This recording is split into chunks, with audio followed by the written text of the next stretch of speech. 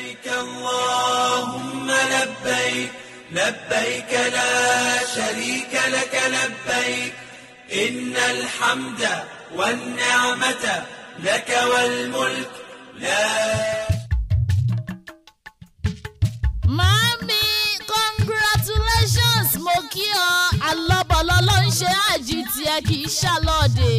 Nítorí pé ọ̀pọ̀ ló lọ tí ó dé, mo kí ọ jàre my golden alájà. Alájà ọmọ alájà.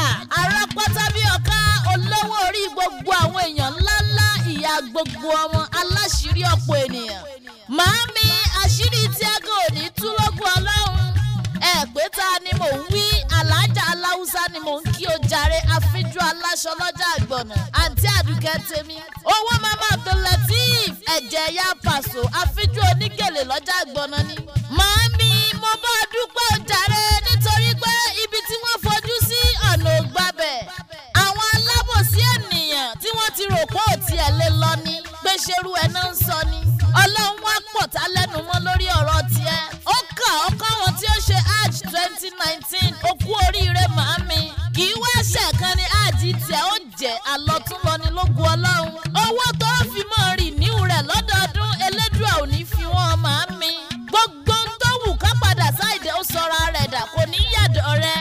Olówó láyé mọ̀ ọ́ sí màámi ọláre òní rẹ̀yìn. Bó o ṣe ń ran ọmọdé lọ́wọ́ bẹ́ẹ̀ ló ń ràn àgbàlagbà. Bó o ṣe ń ran ọkùnrin lọ́wọ́ bẹ́ẹ̀ ló ń ran obìnrin lọ́wọ́ màámi aláàánú òní wọn tọmọtọmọ. Àdùkẹ́ gbogbo tí ń jogún èṣù kò ní í ya sàkánì tiẹ̀ lókun Ọlọ́run nítorí pé ó ti rèé sọ̀kò fáṣetánì ó jàre. Jẹ́jọ́ mọ́ jíjú ọpẹ́ ní Àdùkẹ́ ọmọ wọn ní Iragbiji olókè méjì takọtabo lórí àgbà. Ọ̀kan yí lulẹ̀ ọ̀kan kù kan ọmọ ṣàlẹ́wà wọn ní wọn lọ́mọ ẹ̀lùkan tó dájà sílẹ̀ ń jọ sí.